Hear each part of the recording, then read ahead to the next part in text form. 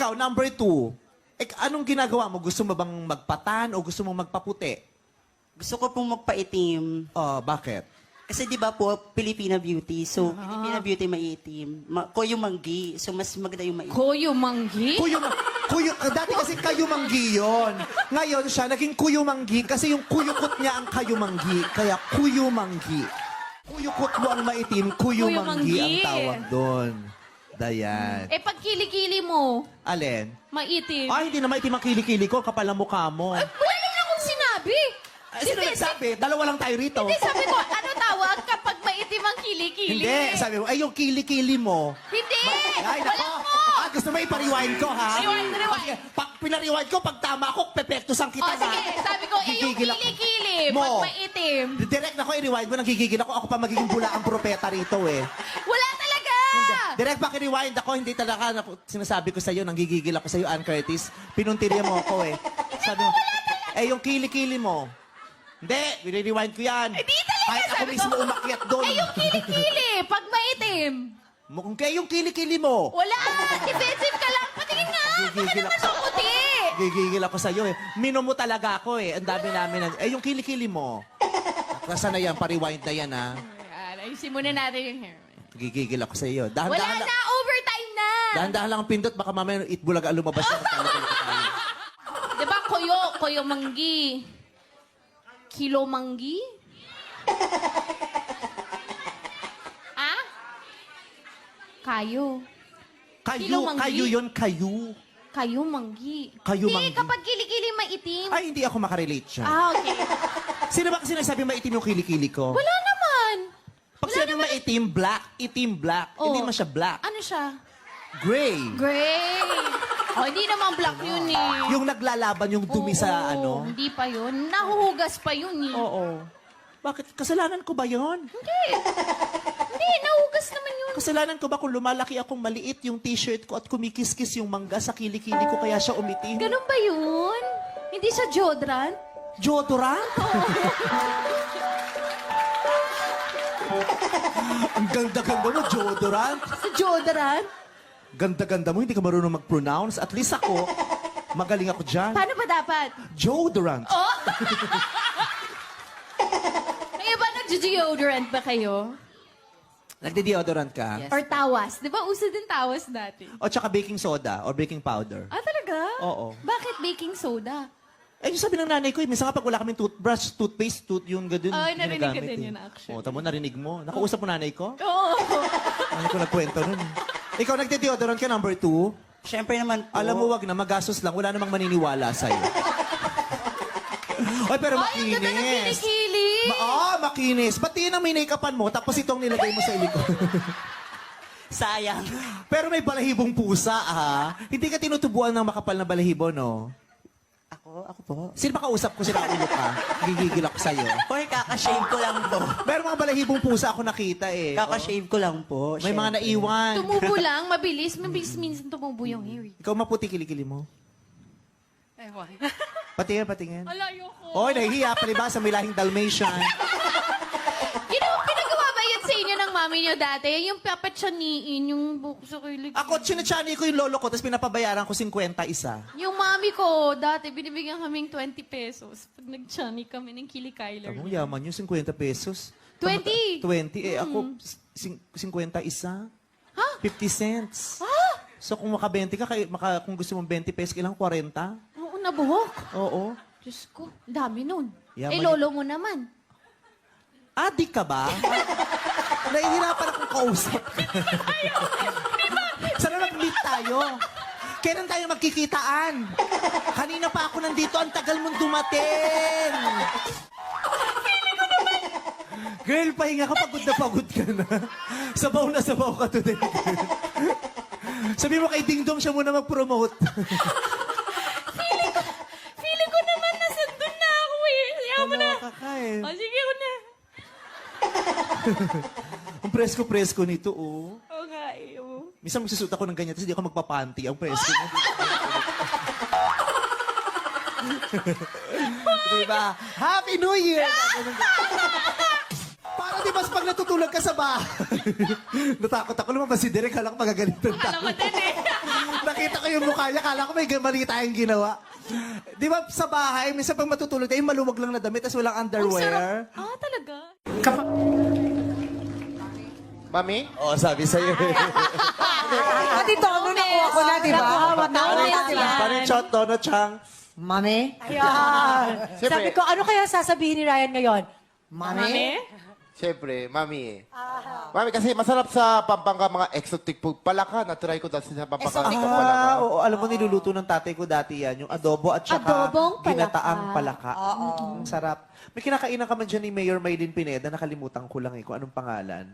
Luma siyang kainan, tapos mga lutong bahay, ang sarap-sarap. Di ba dyan talaga yung original na sisig na Oo, talagang masasarap? Ang sarap din ng sisig Ikaw alam mo dyan. yun yung tabi ng riles, parang ganun eh. Merong masarap na kainan doon banda eh. Basta pagka- tabi ng riles ng tren. Pagkapampangan, sikat talaga sila, masarap sila magluto. Para yung kapitbahay namin, si Aling Miding. Hi, Aling Miding, ang sarap-sarap Hi, nila Aling magluto. Miding. Nagpapadala sila ng ulam sa amin lagi. Oo, yung kahit isang platito, isi-share nila sa amin. Yung ganun yung ulam nila. Sweet. Bait. Nakakain ka na ba ng palaka? Oo, sa Pampanga na-try ko. Masarap yung leg. Yun rin ang na-try ko, yung parang fried. Oo. Fried. Tsaka malaman, no? Parang siyang manok. Parang chicken. Palakang kokak. Palakang kokak? Palakang kokak. Ano yun? Kapatid na itsuserang kokak. Palakang kokak. Pero yung palaka daw, good for yung mga energy sa lalaki. Pero dati, di ba, dati kinatatakutan ng palaka kasi magkakakulugo ka daw pag humawak ka. Totoo ba? Actually, nila. pwede pa daw yun, di ba? Sabi nila pag nawiwiyang ka, totoo ba yun? Sabi. Sabi, ewan ko din. Yung mga... Pero may malinis, di ba, yung mga palakang bukid? Oo, yung palakang bukid. Tama. Yung palakang bukid. Oo. Kaya naman, iba na natin na usapan. For more chances of winning, isamuso ang criteria for judging. Baka kung ano pa ang mangyari. Ano kaya ang amoy ng palakang yon? Oh my God. Si Jed Mandela, tawang-tawa Hindi ko eh. kakainin yung palakang yun. Si Jed Ayoko. halos maiyak-iyak Bukid. kakatawa. Bukid!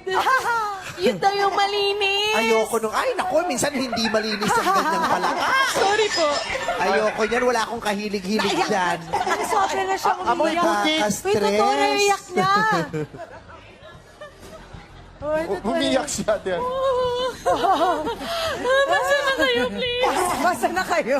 Lisa. Taga saan ka ba, Lisa? Cavite po. Saan sa Cavite? Sa Rosario, Salinas.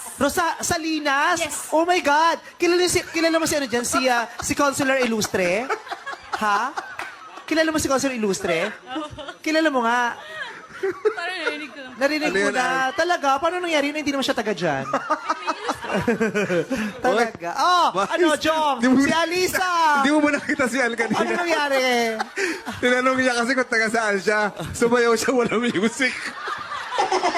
Ay, hindi ko nakita. May Parang pa-replay play. nun. Replay natin. Playback, Meron please. ba nun? Direct? Minsan si Ann Curtis maganda pero montanga.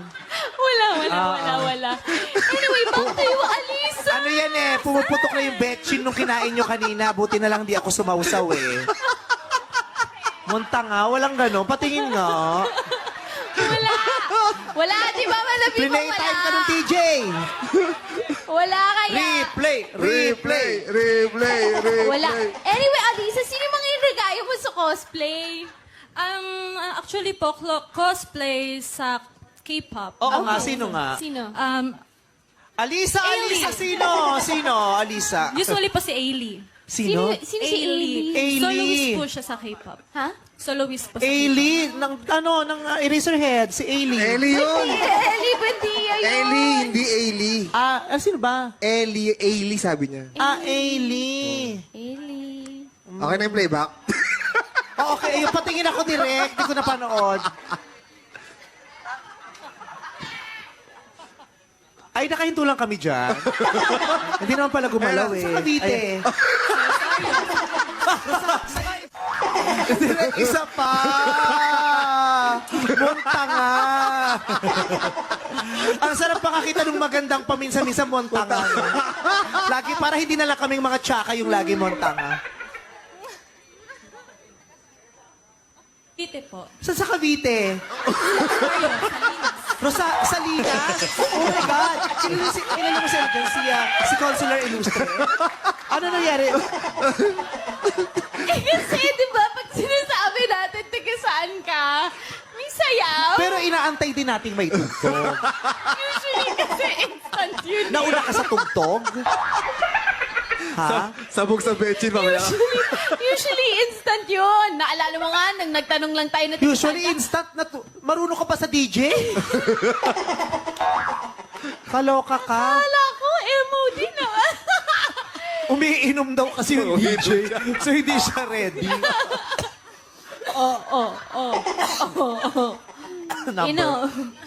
Number? 12. A, B, C, D, E, F, G, H, I, J, K, L. L? Oh my God! Sino yung L? Lebron James. Naisip ako ng Lebron James.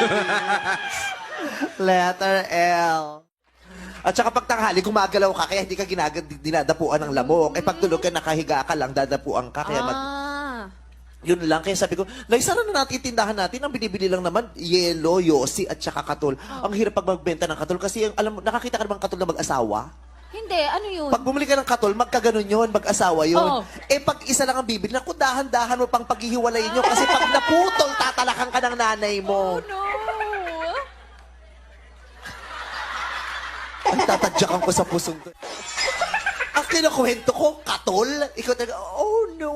Ganun ang mga reaksyon. Hindi kasi papagalitan ka ng mommy mo, kaya oh no. Bigyan niyo ako ng ibang co-host. Diyos ko, kung ito kapitbahay namin, sinunog ko, bubungli ko. Lalagyan ko ng sunog na ano to, na gulong. Nagigil. Saan ka ba nakatira number 3? San Mateo Rizal po. Nagkakatol din ba kayo minsan? Palagian na po kasi nawalan kami ng kuryente. Kaya sobrang katol talaga. init. Isa na lang electric fan. Kailangan pa namin magkatol. Eh, hindi pwedeng itapat yung electric pan sa katol dahil, di ba? Kaya nga Mabilis po. maubos. Oo. At saka yung, pag naubos yun, yung upos nun. Oo nga. Walang kuryente, paano ka nag-electric? Ano po yun? Gani po yun. Let me explain. Mama Vice. Let me explain. Ay, may explanation daw, may explanation. Let me explain. Nako, oh no.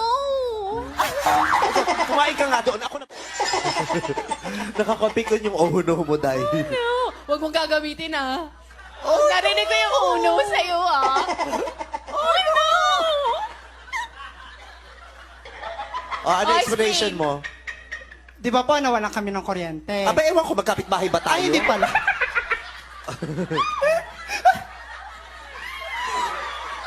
Oh, no! Oh, di ba? Oh, di ba? Lumabas yung totoong pagkatao mo, hindi ka napa-oh no doon sa langaw. Nung may lang, ay, ay, ay! Ganun lang siya, wala yung oh no. Sa rin niya, oh no, oh no, oh no! Ganun, dapat ganun, pinanindigan mo yung oh no mo. Oh, mag-explain ka na. Nakikikabit po kami sa may-ari ng bahay. Ng extension. Extension. Ba't Apo. kayo nawawala? My God, kami nawala ng kuryente. Bakit? Magaling magkabit ng jumper ang tatay ko. Pero bawal yon. Yes.